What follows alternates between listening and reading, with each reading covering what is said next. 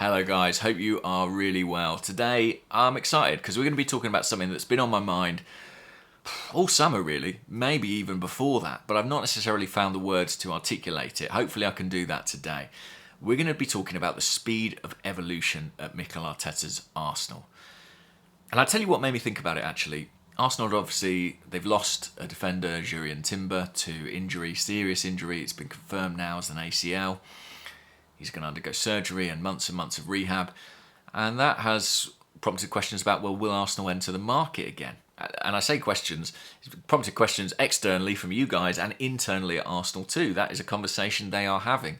This period of the transfer window, once the David Raya deal was over the line, had been kind of allocated to sales. It was all about sales. Can we recoup some money that we've spent?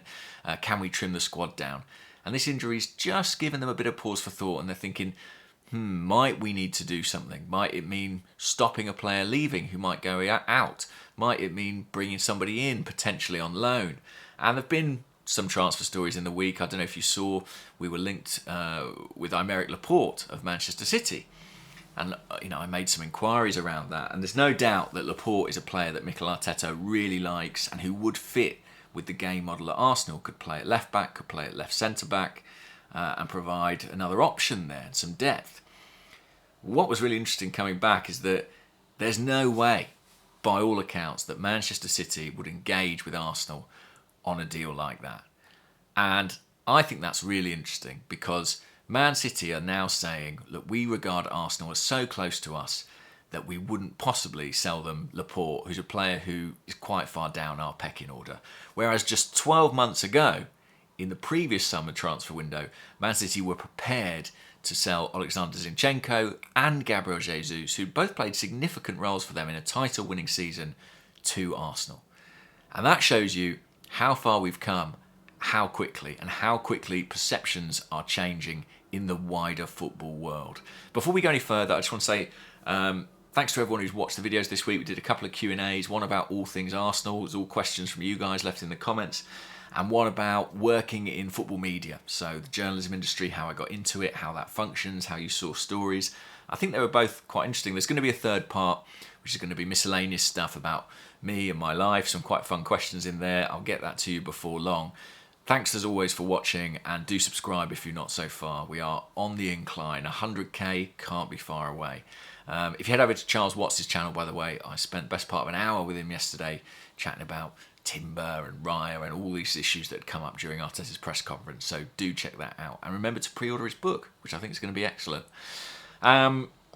Today, we are talking about the speed of evolution. And I think one of the reasons that it comes as a bit of a shock and a bit of a surprise is that I think at Arsenal, especially if you've been an Arsenal fan for a long time, over a course of decades, we are kind of accustomed to a slower rate of change. I think Arsene Wenger was someone who thought in quite long-term cycles. And Mikel Arteta, I'm discovering, thinks in much shorter cycles of time. He regenerates, recreates much faster. In the Wenger days, if someone signed a 5-year contract or came to the club in their early 20s, unless they got poached by one of the big boys from Spain, you assumed they'd be there for the duration of that contract. You assumed they were here for 5-10 years and probably end up leaving on a free transfer with no profit for Arsenal. This is a different kind of timescale that Arteta is operating in. How do we know that? Well, let's give you some examples, and I think this is where it gets really compelling. So Arteta was appointed December 2019, I think I'm right in saying, and Kieran Tierney was critically important to him. First of all, he played in that kind of hybrid left-back, centre-back role. In the following season, he was a guy on the overlap who was the fifth lane of attack, swinging in crosses. Look at him now. That was 2021, that season ended. 2 years on, out in the cold, looking for a transfer away. Pierre-Emerick Aubameyang. Arteta gave him a new contract in the summer of 2020. He was out of the team by the summer of 2021. Within 18 months, I think it's less, in fact, of him signing that new deal, it had all moved on. The team had evolved beyond Aubameyang. And if you ask me, to this day, I believe that there was, of course, a disciplinary issue there, but I also think that Arteta was sensing an opportunity to move the team forward. I think that was as much part of it as anything else. Thomas Partey, we can talk about. A huge signing, an astronomical amount of money we paid in 2020, especially in a pandemic, to release him from his contract with Atletico Madrid. £40 million, £45 million, something like that. It was a lot of money for Arsenal to spend at the time. Automatic starter all last season. What happens? In the summer, we go out and spend over £100 million on Declan Rice, ostensibly to play in the same position. Tomiyasu, I mean, this is a brilliant example. Transformed our ideas of what the right-back position was when he came in the summer of 2021. We're just 2 summers on from that. Does he have a place in this team? Not in the first 11, you'd have to say. Ben White at right back, Zinchenko at left back. If Timber was fit, we'd be asking where he would get his game time. I think in the number 10 position, we've seen constant evolution. You know, we had Mesut Ozil, that obviously didn't work out. December 2020, I think Emil Smith-Rowe came in. Within a month, we'd signed Martin Odegaard. Now we're seeing Kai Havertz used sometimes in that position. Aaron Ramsdale signed a new contract in May of last year, and yet here we are in, August, and he's got some huge competition with the arrival of David Raya. I think even if you look at the younger players, say like Charlie Patino, they kind of tell you about the trajectory of the team and how quickly this is moving. I think 2 years ago we would have looked at what Patino was doing in the academy and thinking, we've got to get this guy in the team, he's the future of the club. Now we've advanced so high, we've evolved so far that everyone's very comfortable with Patino leaving on loan. And to be honest, I think a lot of people were relatively comfortable with him leaving permanently. Think of the despair when we lost someone like Amari Hutchison. We don't give it a second thought now because of how far we have come in such a short space of time. I think Mikel Arteta is someone who understands how fast cycles move in modern football, who's aware that just because you had a great team one season, it's not enough to say that they'll be great the following year. Look at Arsenal and what they achieved last year, and look at how many changes he's ostensibly making to that 11, 16, 18 players to ensure that we keep moving. And it's the same with the tactics. The shape, the system was brilliant last year. What have we seen in the first game of this Premier League season? A new shape, a new way of playing. You have to constantly push. Churn is inevitable. And it's such a culture shock to this club that was dealing with a manager in Wenger who I think thought in terms of decades.